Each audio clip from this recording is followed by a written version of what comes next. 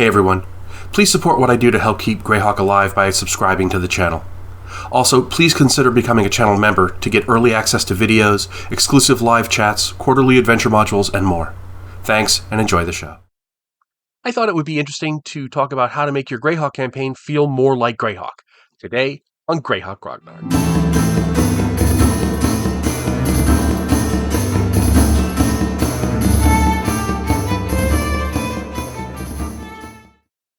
So it's really easy to do a Greyhawk campaign, right? You get a module, you set it in Greyhawk, and off you go. You're doing a Greyhawk.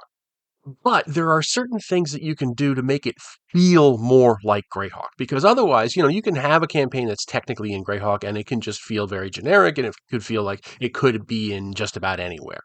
And part of this is because Greyhawk does have its own tone and tenor and style, and the more you put into, the more of that you put into your game, the more it's going to feel like a Greyhawk campaign, as distinct from a Forgotten Realms campaign, or distinct from an Eberron campaign, or whatever. Um, and there's a few things in there that you can do. The first off, the most obvious thing is to bring in elements from the campaign lore.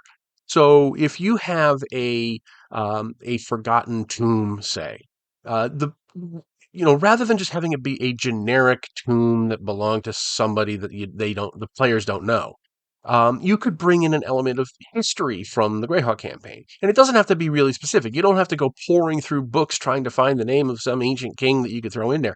It could be as simple as, this is an ancient Flan tomb, and right there you can open up a whole style, a whole iconography. You can bring in things that evoke the ancient Flane people, like like ancient writing.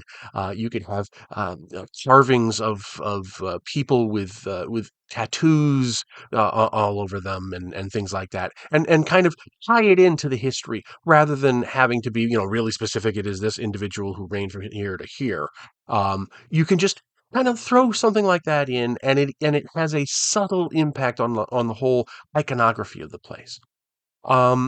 You can do this in a number of different ways. If you had to have an evil cult, for example, that was behind some nefarious plot, you could just have it be some generic evil cult and call it a day. If you wanted to make it more Greyhawk, though, you could bring in one of the various Greyhawk deities.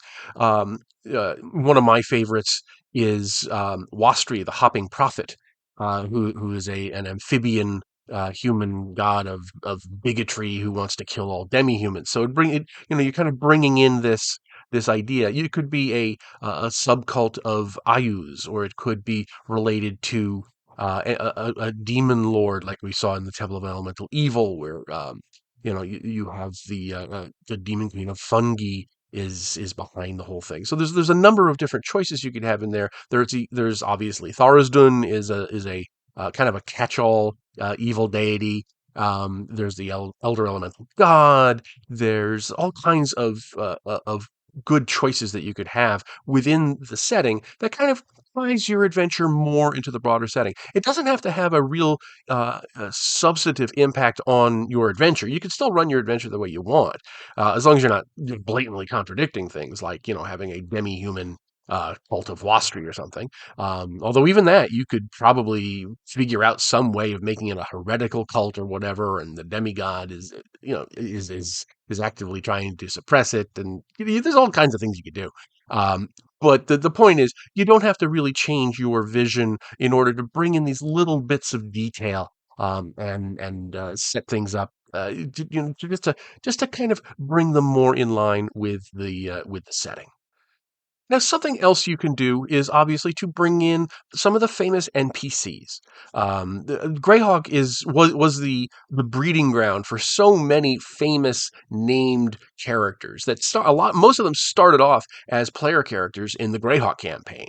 You have Tensor, Mordenkainen, all of these characters, Melf. Uh, all of these characters that were originally player characters in the campaign have now been elevated. Sir Robolar is a famous one. Rary and all kinds of things like that. And you can bring in these characters. They don't even have to directly interact with the PCs. You could have them, maybe hiring them for a mission. Although that sounds kind of Forgotten Realms-ish. Um, when you have high level characters giving low level characters missions, it's not optimal. But you could have them be resources, for example. If the PCs need to find out more information about a given thing, and they happen to find out that some famous character had once visited the place, and they wanted to get some information, they could do it that way. You can have intermediaries working with the PCs between them and the higher level guys. So, for example, Melf, one of his famous henchmen, is Digwell Biffson, Biff the Halfling. And he actually appears in one of the Gord the Rogue stories, the Five Dragon Bull. And I actually used Biff extensively in one of my campaigns as kind of a guiding hand for the PCs, and it worked out great because they didn't have to interact with Melf himself, eh, Melf the elf himself, but they did get to interact with these famous people through slightly less famous people. Of course, he was famous because of the story, but you get the idea. So you could have these henchmen of the famous characters interacting, or maybe even joining the PCs for a while, for if it suits their master's needs and such. So bringing in these famous characters that your players probably know of only from spell names. Tensor's floating disk, and all of a sudden you're interacting with Tensor himself. That's a wonderful thing, and I've got a ton of if you're looking for the magic users specifically, the wizards. I've got a ton of stuff specific to them on the website in free resources for fifth edition. If you're looking for some specific things, new spells and stuff like that, it's all up there. The link will be below. But that is another way to bring in some more Greyhawkiness uh, into your campaign. Is kind of link in these famous characters that the players might have heard of, and just to. But you don't have to let them dominate things. Have them be there in the background, but they don't have to be the center of attention. Something else you can also do is a thematic tie-in. Something I talked about in my Welcome to Greyhawk video was that one of the big themes of the world of Greyhawk is balance. Right? There is a balance between good and evil. Sometimes good is on the rise, sometimes evil is on the rise. But there are forces actively working for neutrality and balance who want to keep one or the other from actually dominating. And when you tie in an adventure to that theme, for example, you can really bring home one of the important aspects of the Greyhawk campaign without being too overt about it.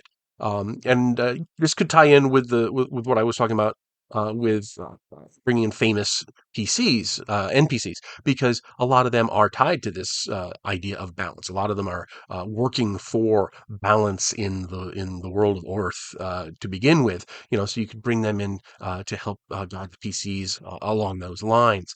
Druids are, if you have druids in your party, are going to naturally be kind of part of that. The whole druidic hierarchy is said to kind of be fostering this idea that neither good nor evil, nor I suppose law nor chaos, should be ascendant across the world, and the PCs can be subtly used, aimed in the right direction to stop major events from happening that would cause the world to come out of balance. So that's an for example, stopping Ayus from completely conquering the Flanaess. That would be a biggie in the eyes of somebody who was dedicated to balance, but not necessarily wiping out Ayus completely, because then you would allow good to come into ascendancy, and that is not desirable from that point of view either. So you want to kind of blunt what Ayus does, but you don't want to completely wipe him out. You could have the PCs stopping a new war of aggression, or even helping Good to trim back one of his conquests, but then kind of having the PCs switch over and then sabotaging the efforts of the good folks to carry it through all the way to Ayu's destruction. so you can kind of maintain that strategic tension throughout the campaign. And by doing that, you might not be overtly bringing in Greyhawkian lore and such, except in an indirect way, but you are bringing in that big theme of balance and the cycle of rising and falling of good and evil, and that in and of itself can be an interesting and certainly grounded within the setting thing to do. And last but not least, the obvious one is to run famous adventures that were set in the world of Greyhawk. So you could do Temple of Elemental Evil, you could do the Slave Lords, you could do White Plume Mountain, you could do Tomb of Horrors, you could do the Giant slash Drow. There's a whole bunch of things that you could do that will instantly identify that this is a Greyhawkian thing because it is so deeply associated with Greyhawk. Now, in some of those cases, Wizards of the Coast has kind of taken them in the 5e era and taking those famous adventures and kind of pulled them out and make them more generic or even put them in the Forgotten Realms. But it is no big deal at all to re-Greyhawkify them just by putting them back where they belong. And by doing that, you're tying your campaign not only to the setting, but to the history of the game and the setting itself. So there's a lot of really good stuff there, and one of the greatest things you can do is to take those original modules and don't just end where they end. So, for example, Temple of Elemental Evil is a perfect example of this. There is a lot more to do once the PCs destroy the temple. There are agents of elemental evil all over the place that can be tracked down. There are more bandit and brigand groups that can be taken down. There are spies everywhere. Ayuz was a big sponsor of the thing, and his agents were all riddled in there. You could track those back down to his domain. There were Drow hanging around, and Lolth had taken an interest, so that could actually be a tie-in to the other thing, to the Giant slash Drow. There's all kinds of things you can do to expand out. Use those famous adventures as a jumping off point, not an end point. And you can run an entire game for years, just wiping up the remnants of Temple of Elemental Evil. You can do the same thing with the Slave Lords. Once the main Slave Lords are destroyed, that there's still going to be their agents, and there's going to be ships, and there's going to be lesser Slave Lords, and all kinds of things that the PCs could spend years tracking down to wipe out before the Slave Lords become resurgent again. There's lots of ways you can do this. They back in the 90s and 2000s. Wizards of the Coast and TSR were doing these Return to or Expedition to adventures.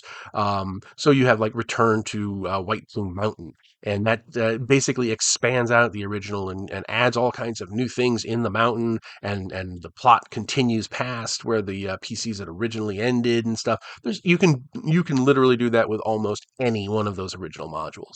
And that's a way of making those modules your own, because you're using those things as a foundation, as a base, and you're taking it off in new directions that you and your PCs decide is the most fun and enjoyable way to do it. So that's how I would do it for using those classic modules. Don't just use the module and call it a day. Use the module and then use that as your jumping off point for further adventure. There we go. Those are my thoughts on how to make your Greyhawk campaign more Greyhawkian. I would love to know if you've done any of these things in your campaigns. Let me know in the comments. Tell me what you think of this video and this series, which is intended for newcomers to the campaign, but hopefully old hands will also find stuff of interest and use. Hope you're having a wonderful day, and I will talk to you all later. Thanks for watching today's video. Please remember to hit the like button and subscribe to the channel. Below you'll find links to my Patreon, which helps make these videos possible. You'll also find the web store where you can buy my books, and my blog where you'll find all sorts of free downloads and other articles. Thanks, and have a great day.